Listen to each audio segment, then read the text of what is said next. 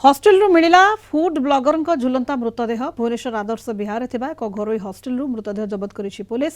मृत युवती ना सोनाली संघमित्रा परिड़ा 4 वर्ष हेब से हॉस्टेल रोते घर केन्द्रापड़ा मार्साघाई से दीर्घ वर्ष हेब एक बिल्डर कंपनी काम करुले। गतकाली परिवार लोके बारंबार फोन करथिले भी से फोन उठाई नथिले। आज सकाळे झुलंता मृतदेह उद्धार होछि।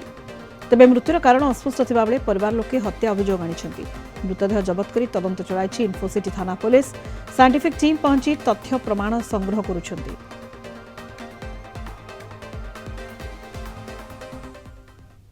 बिल्डर पाखरे काम करथिले एवं से आदर्श विहार पटिया सत्यसाई हॉस्टेल रे से रहुथिले।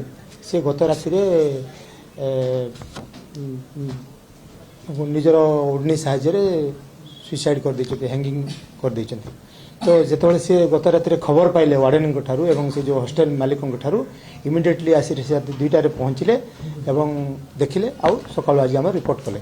ए संबंध रे हमर इन्फोसिटी थानार गोटे यूडी केस 160/2024 रेजिस्ट्रेशन करा जायछि एवं साइंटिफिक टीम सहित घटनास्थल डेड बॉडी रो इनक्वेस्ट करी पोस्टमार्टम पाई कैपिटल हॉस्पिटल को पठा जायछि। निश्चित भाव में तो आम सब पाराफर्निया मेंटेन करके चलीचु।